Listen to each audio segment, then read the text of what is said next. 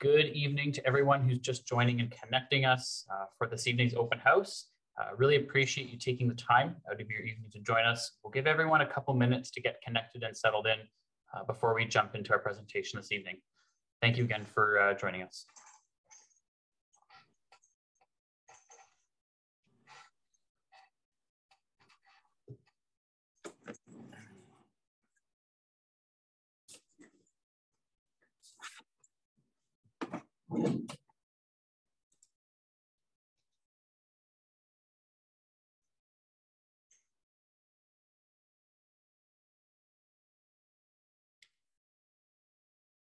Give everyone one more minute here, and then we can jump in to our presentation this evening.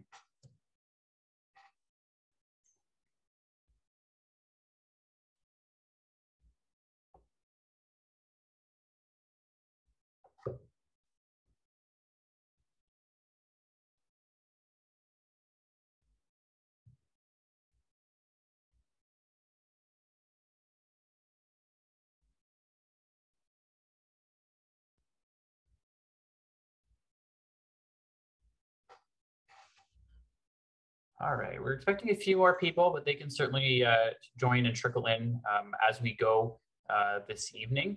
And so we can perhaps get started with our presentation this evening. So thank you again for joining us for this public open house to introduce the Woodville zoning bylaw consolidation as part of the city's larger ongoing rural zoning bylaw review project. My name is Matt Rodriguez. I'm with WSP, and we're the consulting firm working with the city on this really important and exciting project for the community. A brief agenda for our presentation and open house this evening. We'll just go over some housekeeping items for those joining us. We'll go over the purpose of the public open house. We're going to provide an overview of the broader rural zoning bylaw review project, and then we're going to dial in on Woodville specifically as part of this project. A key outcome of today's meeting is presenting some zoning recommendations for Woodville, and we'll be taking these back. We'll be considering any feedback that we receive over the next few weeks and working this into a second draft of the zoning bylaw for your review. We'll go over some next steps in the process, and we certainly want to leave lots of time at the end of the presentation for questions and comments. Before we jump into some housekeeping items, I do want to just introduce the rest of the project team. As I said, my name is Matt Rodriguez with WSP, the really consulting team working with the city on this project, and I'm joined by my colleague Nadia, who's here to support this public open house. I'll pass it over just to Richard and or to John to say hello. Yes, thanks, Matt, and good evening, everyone, and welcome to our Woodville Zoning Bylaw Open House. We're happy that you could join us. This is a really sort of important part of the process for us as we continue to move forward with the rural zoning bylaw consolidation, and we're pleased to include Woodville in that exercise. As I say, we have WSP here, and they're the project lead for this project, and we look forward to all of your input on this. I will also introduce Jonathan Duarez, who is the project lead for the project. Take it away, Jonathan. Hi, folks. Thank you, Richard. Thank you all for joining us this evening. This is the maybe fourth remote session we've done this year. So it's been good. It's been exciting times to do this. And thank you for joining us as we roll this out to the Woodville community. Plenty of zoning items to run through, and Matt and Nadia will provide a wonderful overview of the project, where we are at this point, and just kind of roll through the evening. If there's any questions, feel free to take notes. Also note that this presentation is recorded, or is being recorded, and will be shared with you folks in a couple weeks. It'll be on the jump in page, and highly encourage you to register for that page at some time to keep up to date on the project. And back to our colleagues over at WSP.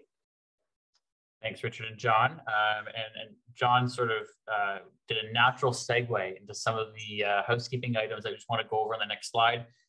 We do ask that you remain muted until the Q&A period when we'll call upon you. If you do have a question or comment, certainly want to have that discussion this evening. If you are experiencing any connection issues, we do recommend turning off your camera.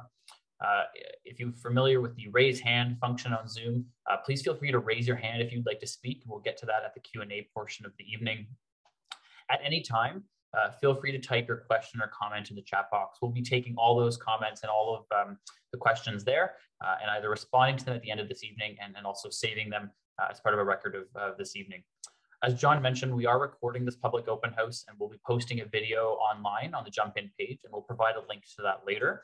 So if you do want to rewatch something or share it with a neighbor or someone who might not have been able to join us, please, you're welcome to do that. We'll also share a copy of the presentation slides so that you have everything to review as part of getting up to speed on this project. And we are looking forward to introducing you to the Rural Zoning Bylaw Review Project. So we're really here today for a fundamental purpose to introduce the Woodville community to the Rural Zoning Bylaw Review Project. So when we started this project back in 2019, Woodville was not included in the Rural Zoning Bylaw Review Project study area. And so you may have heard about this project before. You may have attended previous public consultation sessions, but at that time, and up until recently, Woodville was not included in the study area. The Woodville zoning bylaw was first adopted a number of years ago, back in 1993. And together with a recent Ontario Land Tribunal decision or settlement rather, it redesignates Woodville from an urban area to a hamlet designation. And so given that change in status to the hamlet designation, as well as considering the age of the rural zoning bylaw for Woodville rather, this presents an opportunity to consolidate the Woodville zoning bylaw into the overall rural zoning bylaw. So since 2019, we've been out engaging the community. Pre-pandemic, we were out around the community in different parts of Kawartha Lakes, having conversations with the community. And as Jonathan mentioned, since the pandemic, we've been hosting a number of virtual sessions over the past couple of years to update the community, to present findings to the community, and to keep the conversation about zoning going on. The purpose of the rural zoning bylaw is sort of threefold. The first driver of the project is to consolidate and modernize the 14 existing rural zoning bylaws. And so when I mentioned the rural zoning bylaws or mentioned the rural area, that means the red area shown on your screen. And so it's definitely the largest geography of the city by land area, but it excludes a couple of key things. It does not include the urban settlement areas of Bobcaygeon, Fenelon Falls, Lindsay, and Amimi. And at this time, it excludes the Oak Ridges Moraine Conservation Plan area, which is also subject to a separate zoning bylaw. So through this project, we're looking at 14 bylaws and taking an opportunity to consolidate and modernize these bylaws to have a harmonized and consistent approach across the city, while also recognizing the unique areas and unique elements of the city that need to be distinguished through the bylaw. So a lot of work has gone has been implemented so far, and we continue to undertake that work as we speak. The rural area, as I mentioned, includes the 14 areas shown in red, and it's a key objective to bring those together into one bylaw. The second key objective of the rural zoning bylaw review is to implement the policies of the city's official plan. The city's official plan was brought forward and approved in 2012, so it's about 10 years old now, and it sets out the vision for land use planning, growth, and development across the whole city, and contains a number of policies that we need to implement in the rural zoning bylaw and in zoning generally across the city. And so that's an important guiding document that has set the stage for a number of the changes that you might see in the zoning bylaw. This project also presents an opportunity to address key zoning issues, whether it be housing, whether it be waterfront protections, whether it be agricultural diversification and supporting the agricultural economy. There's a lot of different things that we can look at to consider and address through this project to modernize and really set the stage for great growth and strong environmental protections, for example, across the city. So a really comprehensive and exciting project that we've undertaken. Again, to provide an overview of the project and some of the key drivers, we're working to implement the city's official plan. And I'll say that probably at least one more time before we close up this evening, because it really is an important objective of this project. We're looking to consolidate the bylaws into a modern and user-friendly document. And so it really will have wayfinding elements. It's going to have pictures and little illustrations to show how different things work in the bylaw. It's going to have a user guide to explain how to use the bylaw. So a lot of great new things to help make the bylaw more accessible and user-friendly. Throughout this process, we've been engaging the community, being stakeholders, the public, city staff, council, throughout this whole process to understand their needs, their input into this process, and to consider that in making changes to the bylaw. We'll get into this in a little bit more detail on an upcoming slide, but since 2019, we've prepared a couple of key reports that set the stage for actually preparing the zoning bylaw. One of those being the recommendations set out in the Issues and Methodology report, and that's our blueprint for preparing the zoning bylaw. So if you're wondering why we might have done something or how we did something, there's a good chance that the Issues and Methodology report sets the stage for that work that you might see in the zoning bylaw. So we'll pause to just go over what zoning is and what zoning does. You may be very familiar with zoning, you may be new to zoning, but it's important to set the stage of what it does and some of the key things that we are looking at through this process. A zoning bylaw establishes provisions for the use of land. It tells you a number of key things, including how land may be used, the types of buildings and structures that are permitted and where they can be located, the minimum setbacks, parking requirements, building heights, and more. And so when you look at a lot, you might see a house, zoning really dictates where that house can go, how big it can be, how tall it can be, and a number of other factors to help shape and guide development across a municipality. So it really is a key tool that builds on the official plan to regulate development across the community. So we've talked a lot, or a little bit rather, about the official plan already, and thought we could get into a bit more detail of what we talk about when we talk about official plan or implementing the official plan. The City of Kawartha Lakes official plan sets a vision, goals, and general development permissions across the city. The official plan is newer than the zoning bylaws that we're reviewing. So as I mentioned, for example, the Woodville zoning bylaw was adopted in the 90s. The official plan was brought into effect in 2012. The rural zoning bylaw, on the other hand, will implement the official plan by translating high-level policy into detailed regulation, and it must conform to the official plan. In the official plan, there are things called land use designations, which set out a number of key different items. The first is broad land use permissions. So it might set out permitted uses in the prime agricultural areas. It might set out permitted uses in hamlets and more. Similarly, but different, in the zoning bylaw, there are specific zones that correspond to these different land use designations and include detailed land uses. So it might identify specific types of farm uses that are permitted in agricultural areas, as an example.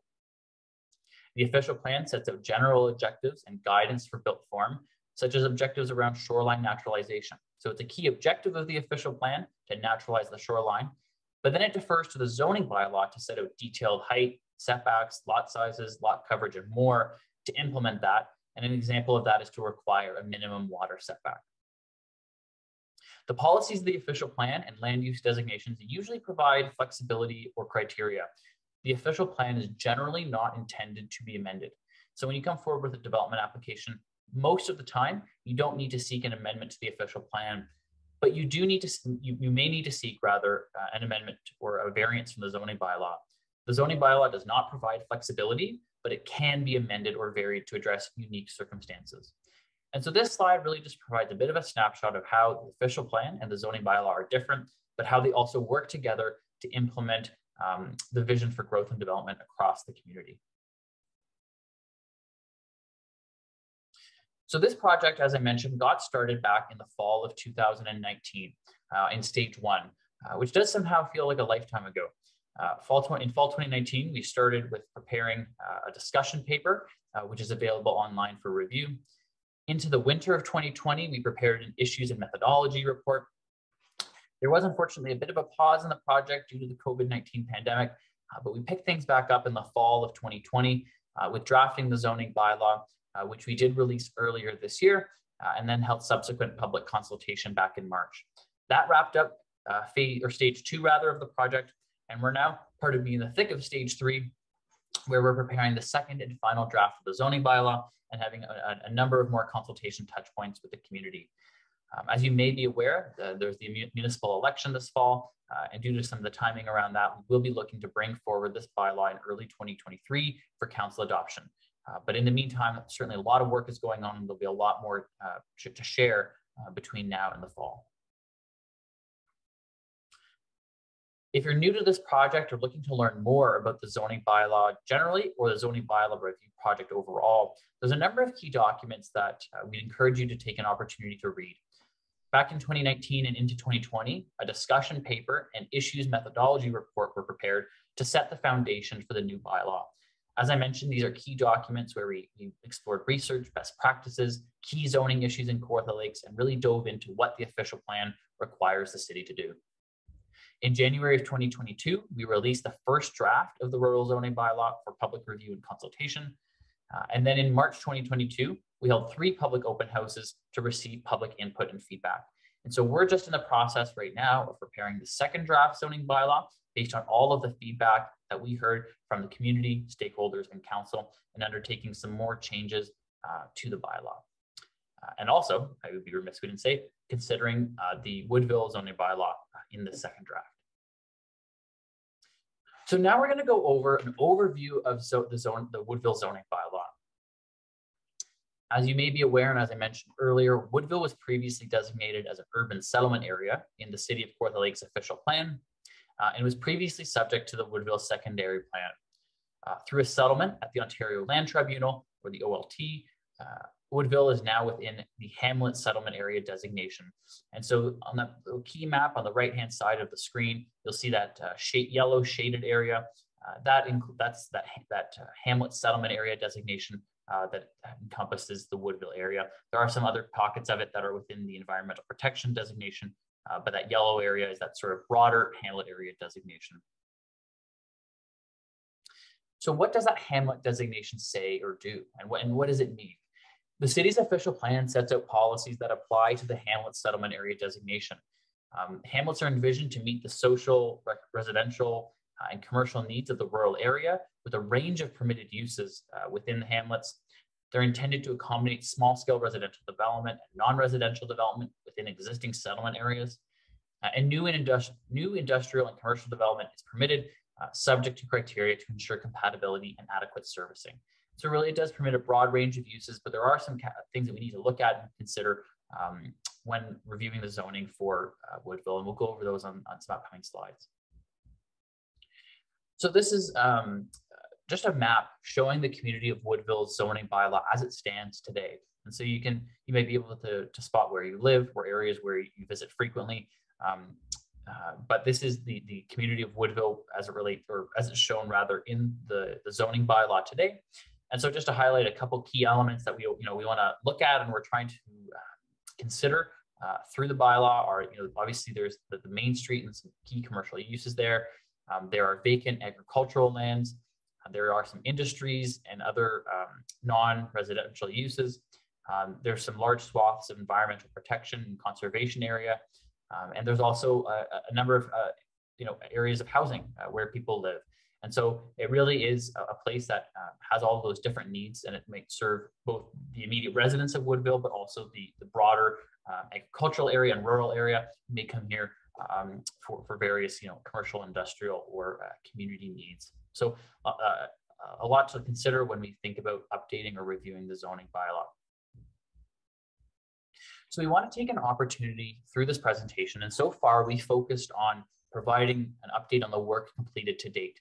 And so everything that we spoke about before is available to review and has been completed to date. What we're taking the opportunity to do now is to present the zoning recommendations for Woodville.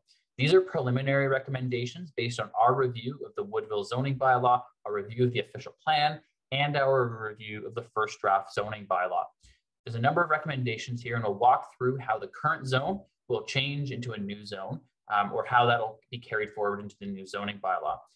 This is your opportunity to provide comments, questions, and your feedback on this approach as we consider implementing this into the bylaw. And so by no means is this set in stone, and we do look forward to having a discussion about what we're recommending today. So the first zone I'll start with is the rural general or A1 zone. This is, and in the top left of the screen, you'll see little circles that show maybe examples of where it is in the community. And so the A1 zone permits a wide range of uses, agricultural uses, agricultural produce, bed and breakfast establishments, cemeteries, other agriculture-related industrial uses like farm equipment sales, feed mills, grain drying, home occupations, kennels, a single detached dwelling, some equestrian-related uses, and a wayside pit. So those are some of the existing permitted uses. In the new zoning bylaw, we're proposing to introduce a new future development zone in the Hamlet of Woodville, but also in the other hamlets as well. This would be a key change from the first draft of the zoning bylaw, and this would be applied where agricultural zoning applies within the hamlets. The future development zone permits existing uses and is intended to be rezoned in the future to accommodate future uses or development within the hamlets. And so no development can happen until that zone is changed, and there'd obviously be a number of different factors that would lead to anything being brought forward. So we propose that this might permit existing agricultural uses, existing conservation uses, existing single detached dwellings, and other existing accessory uses. One of the more predominant zones that you'll see in Woodville is the residential type 1 or R1 zone. This permits a couple of different uses, being a single detached dwelling, a converted dwelling, a duplex, a home occupation, a park, and a school. We're proposing that under the new zoning bylaw that the new HR1 Hamlet Residential 1 zone is applied. This permits a range of uses in addition to a single detached dwelling, a couple of new uses, including additional residential dwelling units, and that kind of covers off the duplex unit, boarding or rooming house, a group home, bed and breakfast, community garden, home industries and home occupations. And then most, you might look at and see, oh, well, what about schools and parks? Schools and parks would then be considered within the appropriate community use zone. And so we really want that Hamlet residential zone to be for residential specific uses. Then looking to the residential type 2 or R2 zone, the R2 zone permits a wider range of housing types than contemplated by the Hamlet policies of the official plan. It is recommended that the zone be removed and that the 3 properties, there's only 3, subject to the R2 zone be placed in the HR1 zone. Existing uses on these lots would be allowed to continue as legal non-conforming uses. And so what this means is that there are, as I mentioned, only 3 properties that are subject to this R2 zone, and it permits things, more multi-unit style housing, which is not contemplated in the official plan for hamlets.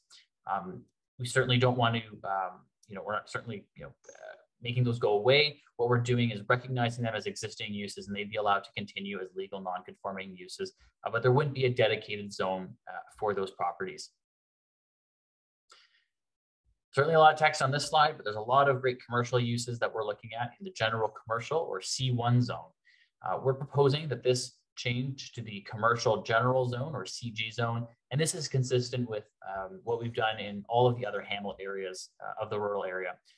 Several of the permitted uses that are currently permitted in the C1 zone continue to be permitted, but we've also carried over some new uses, including artisan studio, assembly hall, community garden, funeral services, microbrewery, parking lots, and other accessory uses. And so we're certainly trying not to strip away development permissions, but rather to expand and build upon and modernize the terminology. And so, for example, I'll pick out an example. A funeral home has evolved into funeral services. A retail store has just evolved into retail to provide a bit of more of a general term, just as an example. The highway commercial or C2 zone is next up. We are proposing to place this into the new commercial highway zone or CH zone in the rural zoning bylaw. Again, all uses permitted in the C2 zone, in addition to several other new uses, including an auction establishment, commercial greenhouse, custom workshop, public park, and other specified accessory uses. The next zone is the restricted industrial or M1 zone. And so through this zone, we won't be applying it through the bylaw because there are no lands currently zoned to M1 in Woodville. Future applications may apply the new industrial restricted or IR zone within Woodville. And so this is, again, we're not changing the zoning of any property because there are no M1 zones in Woodville. There are, however, some instances of the general industrial M2 zone, and we are proposing to translate this into the IG zone, or industrial general. And the key difference between this and the M1 zone is that it permits outside storage. So the M1 zone does not permit that outside storage or outdoor, display or outdoor storage areas. This zone rather permits outdoor storage. And so again, looking to permit all of the same uses, perhaps some different terminology with the same uses in a new zone, in addition to several other new uses, including some agriculture related uses, a farmer's market, and some other accessory uses, just to align with both the official plan and the other hamlet areas. As I pointed out on that, pardon me, I'm losing my voice. As I pointed out on the map earlier, we're looking at the environmental protection zone, or EP zone. And we are proposing a similarly named environmental protection, or EP zone, in the new rural zoning bylaw. And that'll permit those same uses that you see in that first column, in addition to some agriculture, forestry, and public parks and docks, but no buildings and structures are permitted. So that's a key thing about this environmental protection zone. Another key thing is that we are not changing the extent of this environmental protection zone, except where detailed provincially significant wetland mapping exists. And that's a key change that will be coming through the second draft of the rural zoning bylaw. The next zone is the community facility, or CF zone, in the current bylaw. We're proposing to change this to the similarly named community use, or CU zone.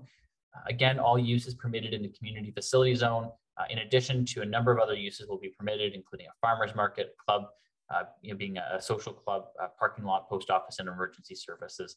And so again, trying to carry forward and not remove development restrictions, but to maybe update terminology or permit other different uses. So that was an overview of our recommendations. There's a lot of information there, and folks might not have had a chance to digest it all, and that's understood. So we do hope that once you have a chance to look at these slides again, we can certainly go back to a slide during the discussion or question period. Certainly welcome to do that, or ask us to do that, and we can go back to any of the slides. So just want to go over some next steps in the process, just so you know what's coming up. As I mentioned, we are working to finalize the second draft of the zoning bylaw. This second draft will consider all comments received on the first draft zoning bylaw and today's open house. We are also in the process of reviewing site-specific amendments against the new bylaw. This is a significant body of work that was not included in the first draft, and we're undertaking that very detailed work as we speak. We are targeting to release the second draft of the bylaw in summer of 2022, so do stay tuned for that. And we do ask that if you have any further comments or questions following this open house, we are asking that you submit those comments to us no later than June 30th of this year, just to give us an ample opportunity to respond to them and to consider them in preparing the second draft of the bylaw. And so if you do have any comments after the open house, you want to take some time to reflect on some things, we do encourage you and welcome you to do that. We do ask that comments are submitted by June 30th. So there are many ways to continue to participate in this project as we move forward. The first is to visit the jumpinkawarthalakes.ca page. And Nadia, not to put you on the spot, would you be able to type that link into the chat box for everyone? That would be great. We'll get that link in the chat box so you can visit that website to view all the project documents that I've mentioned, including the discussion paper, the issues and methodology report, and the draft zoning bylaw, and all of the mapping. We'll be posting any upcoming opportunities to this page and anything upcoming, as well as the recording of this session. We do ask you to provide your comments on the first draft rural zoning bylaw and Woodville recommendations. And I realize the dates are different here. So I guess I have to give you the most generous date, being July 6th. And so let's roll with July 6th, and I'll update that in the slides that we present to give you a bit more time to provide those comments. As Jonathan mentioned, we do encourage you to register to receive project updates on that Jump in Kawartha Lakes page, to stay informed and to stay tuned as we move forward in the project. And again, future public engagement will be held on that second draft bylaw. John's contact information is here at the bottom of the screen, as well as on the Jump in Kawartha Lakes page. If you do have any questions, feel free to reach out and happy to provide responses or look into things. So with that, want to have an opportunity for discussion. Again, just a reminder that we are recording the session. If you would like to ask a question or share a comment, we do ask that you raise your hand, but you're also welcome to type a question or comment in the chat box. So with that, I'll open up the floor and give everyone a second to maybe gather their thoughts. And if you do have any questions, we look forward to the discussion.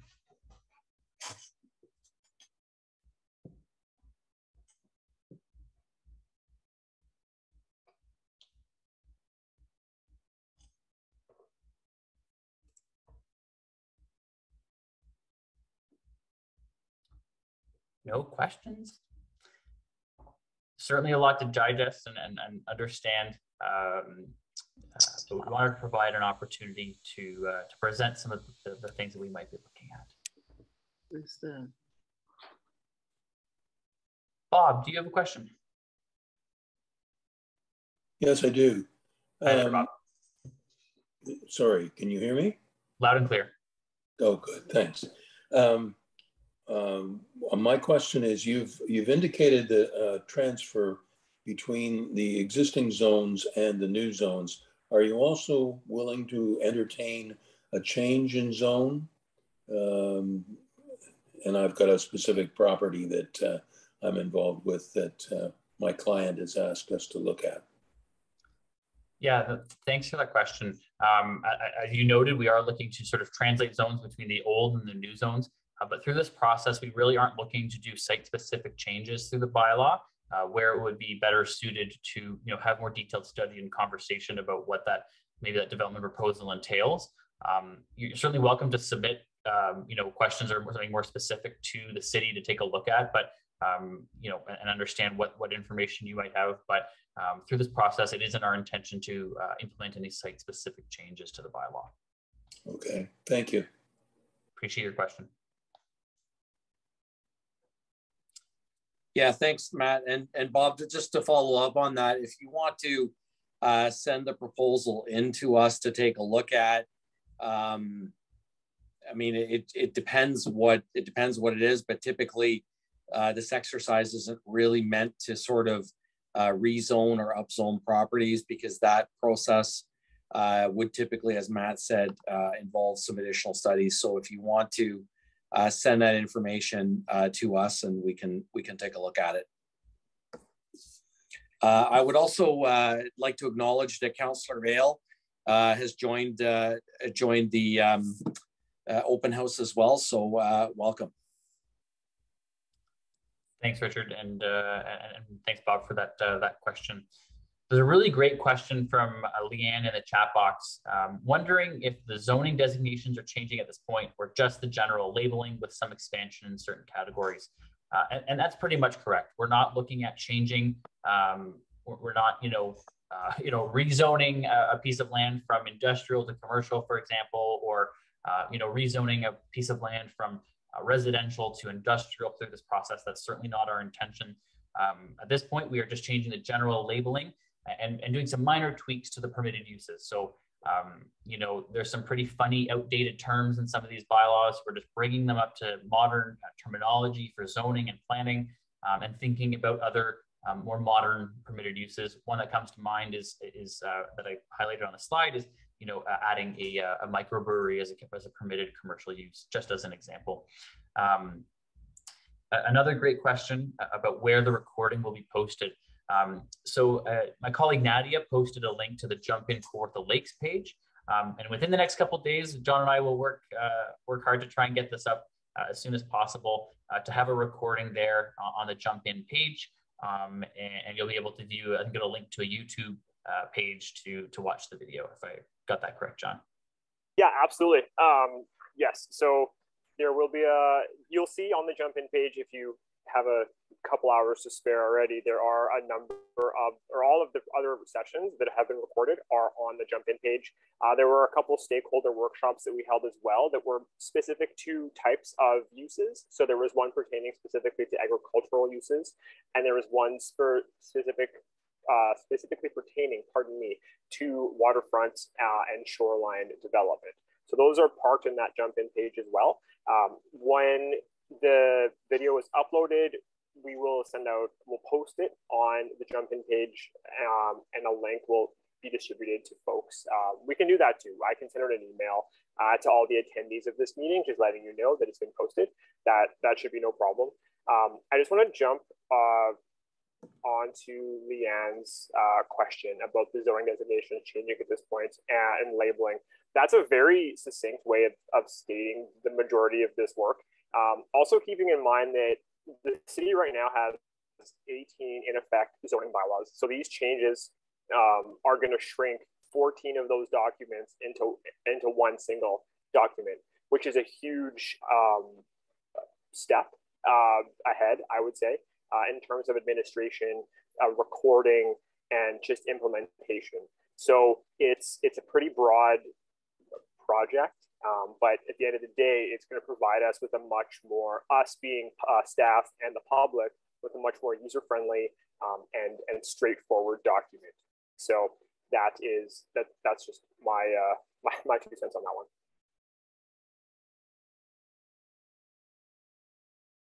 Matt, you're muted. Classic. Thanks, John. I was just going to say, on our previous presentations that we've done, we've highlighted some of the numbers of zones. And before we even looked at Woodville, there was over 160 zones that we had to bring together into one bylaw, and I think we've got that down to about 30 or so. So a significant amount of work to be able to do that, and as John mentioned, will be from an administration and go forward standpoint, a great opportunity for the city. Before I go to the other question in the chat box, is there anyone else who maybe wanted to raise their hand or wanted to ask a verbal question?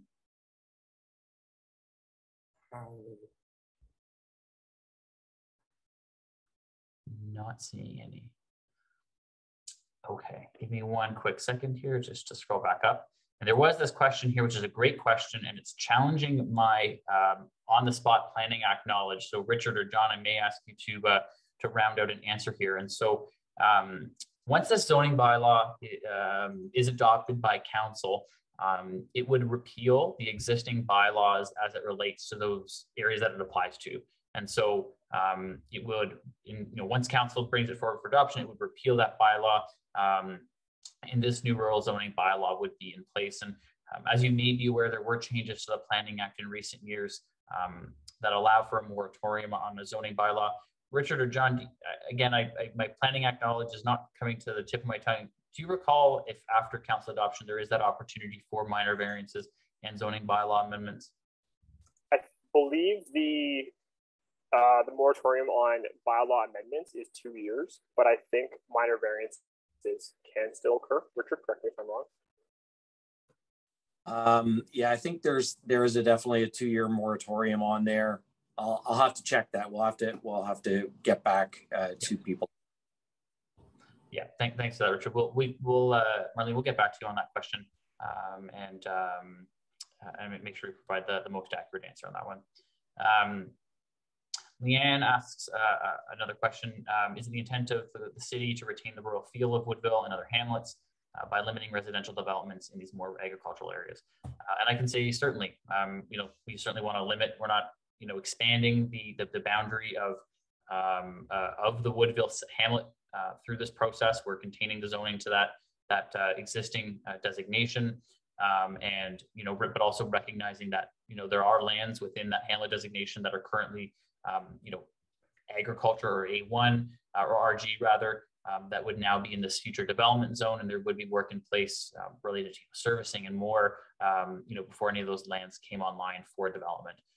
And so, again, also, to the point of no longer carrying forward the R2 zone, thinking about more lower scale residential developments within the Woodville community. So hopefully that answers your question. I don't know if staff had anything else to add to that. Maybe not. No, I think that sort of answers the question quite well. As I say, we're not looking to do a lot of intensification within hamlet areas. It is meant to be a lower intensity. However, Woodville does have partial servicing, so that would allow it to develop on, somewhat smaller lot fabric, as opposed to if it was, say, for example, all a well and septic. But it would have a lower density overall compared to, say, Lindsay or Bobcaygeon. Thanks, Richard. Appreciate that. To circle back on the minor variance piece, I just checked it out, and it is zoning bylaw amendments would not be permitted during that 2 years. Certain minor variances could be entertained, but we can review those on a case-by-case basis for 2 years following the passing. Thanks, John. A question here just about sort of the process for engaging the Woodville community, and it is a good question. And so, once the city became aware of this change in the OLT to this Hamlet designation, we regrouped on the project just to understand what was coming up in the work program and to make sure we provided ample opportunity. And so this was a new public open house that previously wasn't planned or communicated to the community until we knew that Woodville was in fact being looked at in the study. And so we did want to add this open house to provide that opportunity for comment and discussion. As noted, obviously it wasn't in the first draft, but we still have the second draft, and we still have 2 more drafts to go before it is finalized. And so there's certainly ample opportunity going forward to participate in the process, to review the bylaw, to review the zone, proposed zone changes, and to share your feedback with the project team. And so we are looking forward to moving forward and to continuing the conversation. And I guess it's worth adding that anyone who registered for this evening and certainly participated will be added to our contact list and will be kept up to date and reprised of any future ways to get involved or any time that we release the second draft of the bylaw. Richard, I may put you on the spot, maybe just to provide a quick response to the next question about just maybe a bit more context on the rationale from the change to the Hamlet or urban to Hamlet designation. Certainly. So, I don't want to get into all of the deep details, but I think essentially the main reason for the change is because Woodville was not identified as a growth area through the growth plan. So it was not identified as a settlement area within the context of the growth plan for the Greater Golden Horseshoe. It also didn't have a built boundary within it. So from that perspective, that's what sort of separated it from the other 4 centers, namely Lindsay, Fenelon Falls, Bobcaygeon, and Omemee. So that was really the primary reason why it was removed as a settlement area. So I hope that answers the question.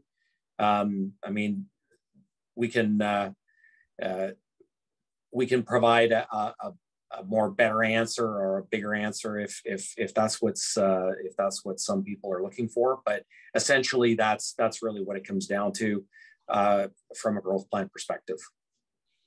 Thanks, Richard. And maybe just to build on that, to the sort of follow up is that the province's growth plan delineates settlement areas across the Greater Golden Horseshoe, which the City of Kawartha Lakes is a part of, and Woodville was not designated or shown with a built boundary in the growth plan. And so sort of at its most basic level, to Richard's point, was the part of the impetus to the change. So thanks for that, Richard. And thanks for that question. Any other questions or comments that folks might have? Some really great questions and important ones coming so far.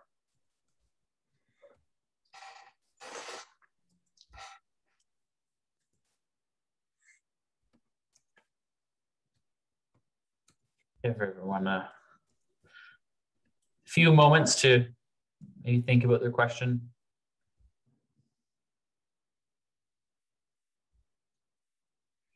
All right.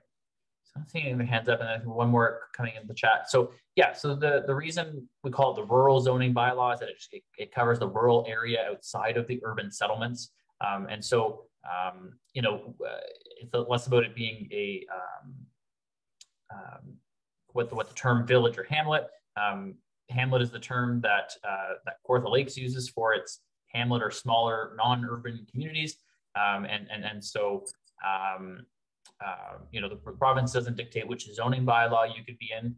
The city could have one bylaw for the whole city that could include Lindsay, could include Bobcaygeon, could include Fenelon Falls. It could be one bylaw for the whole city. There would be different zones that would apply in those areas. So there might be more urban standards in Lindsay, obviously, for example, or Bobcaygeon, but it could be one document. The city is at this stage doing it in a two-stage approach, having the rural going first as sort of the most significant land area and opportunity to consolidate. And then a future stage of the project would be that urban area that would cover all those urban settlements. Maybe a follow-up here to what a built boundary is. And so in the growth plan, which is the province's growth document that the city's official plan must work to implement. That's sort of, you know, start with the province as the growth plan is the key policy document for the city to look to. Then we have the city's official plan, and then we have the zoning bylaw. And so together, all three work together to shape growth and development.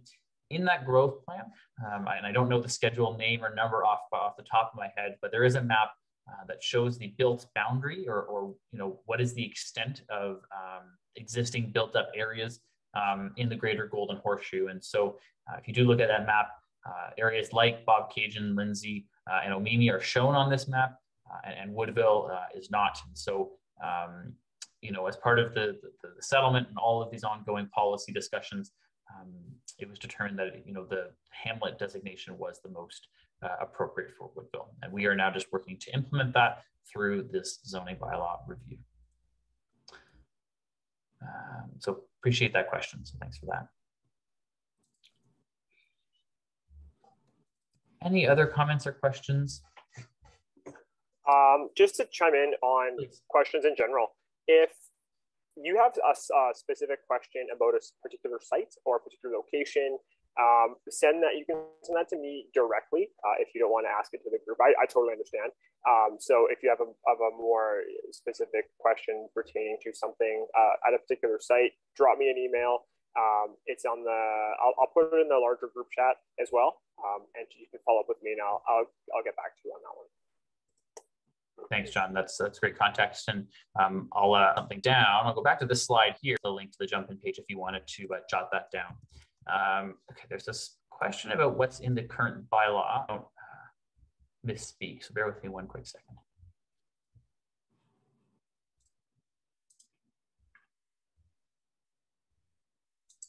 So the question is just wondering, you know, what types of permitted uses, if there was a use that might not have been permitted previously in Woodville, and we'll certainly endeavor to take a look at it. Very strange. Document is not opening. Bear with me. Matt, I have it open. If you please, would you be able to check that, John? Yeah.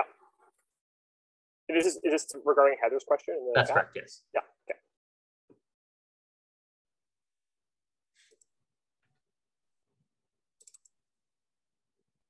My browser has said we are not opening this document right now. There.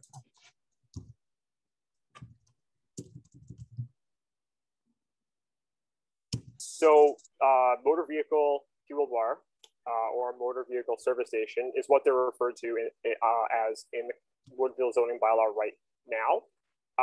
And those are uses that are permitted in right now. I guess it's the highway commercial, which is the first one that came up. So yeah, thanks, John. And so well, you know, we are looking just to review all of the permitted uses there. There might be different terminology that are used. As to John's point, the motor vehicle fuel bar is permitted in the highway commercial zone. We might just be changing the term, or not might be, we'll be just changing that terminology more broadly to call it a service station, you know, as they do a bit more than just fuel. So thanks for that question. Any other questions that folks might have? Again, certainly a lot of information to digest this evening. but certainly wanted to come out to the community with both that important background information of where we've been, but also some preliminary proposed recommendations for folks to digest and to consider as we move forward in the process. And so this is in effect the first draft of the zoning bylaw for Woodville, and then everyone will be up to speed by that second draft. So those are intentions through this public open house at this point in time. So we'll give everyone a minute here to ask questions. The project team certainly isn't going anywhere, but maybe just to wrap things up and just to, again, to go over some next steps in the process. There we go. We are working to finalize the second draft of the zoning bylaw. We'll consider all these comments, and we'll be looking to release the bylaw this summer. So do stay tuned for that. Again, we welcome your comments until July 6th in a couple of weeks. So to give folks time to digest the presentation, maybe review the slides one more time and provide some written comments or questions. So again, really appreciate folks joining. And if you do need to step away, certainly that wraps up the presentation, but looks like a couple more questions came in. As John mentioned, and I think I briefly mentioned, we started pre-pandemic with lots of great in-person engagement, and over the past couple of years, we've been continuing to have engage the community through virtual workshops, open houses, council meetings in a virtual setting, and it's proved really great to broaden the reach of the community to different folks who might be at home or unable to join us in person, who have maybe kids at home or other responsibilities, but they're able to join virtually. And it's also great that we're able to record this session and post it online for folks to review at their own speed and leisure, whether they missed it this evening or were unable to join if they had intended to. Certainly, we can take that feedback into consideration going forward in the project. We don't have any engagement planned immediately this summer, but certainly once we get that second draft out there, we'll be looking at ways to engage the community through this process. So really appreciate that thought and feedback.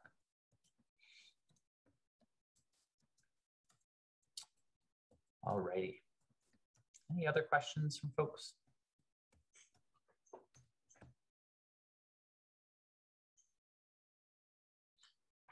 All right. With that, I'm not seeing any other comments coming in, so we'll wrap up. But as I said, the project team isn't running away. We'll hang on the line, so if you do need to get on with your evening. Thank you again for joining us. I don't know, Richard and John, did you have any sort of thank you or any concluding items to share?